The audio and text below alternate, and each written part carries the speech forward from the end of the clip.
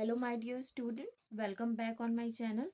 Today, we will learn about what are atoms, molecules, and ions. Atoms, molecules, and ions में क्या difference होता है? Let's see.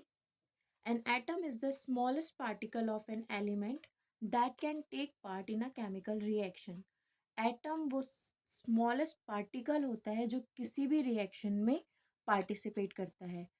या हम ये भी कह सकते हैं कि every matter is made up of atoms. कोई भी मैटर है, कोई भी चीज़ है, whether it is a solid, liquid और gas, they all are made up of atoms. सभी सारी स्टेट ऑफ मैटर किससे मिलकर बनी हुई है? एटम्स से मिलकर बनी हुई है. अगर हम सिंगल सिंगल एटम की बात करें तो क्या होगा कि अगर हम एग्जांपल देखें कि हाइड्रोजन है, ऑक्सीजन है, सल्फर है, ये इनके सिंगल एटम्स हैं.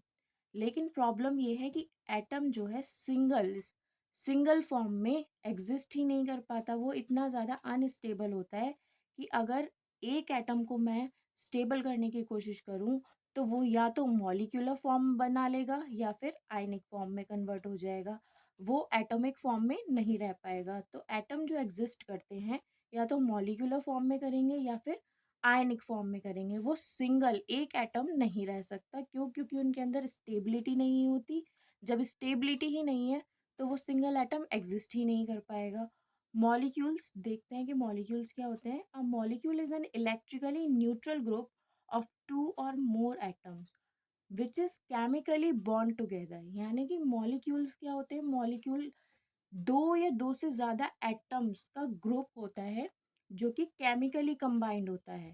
केमिकली कंबाइंड से मतलब है कि या तो वो कोवेलेंट बॉन्ड बनाकर रहेगा या फिर वो आयनिक बॉन्ड बनाकर रहेगा. वो किसी ना किसी बॉन्ड से अटैच होगा, एक मॉलिक्यूल के फॉर्म में कन्वर्ट हो जाएगा. जैसे कि हम एग्जांपल देख सकते हैं कि अगर मैं सिंगल एटम की बात करूं तो वो हाइड्रोजन है. लेकिन हाइड्रोजन सिंगल एटम की फॉर्म में एग्जिस्ट नहीं करेगा.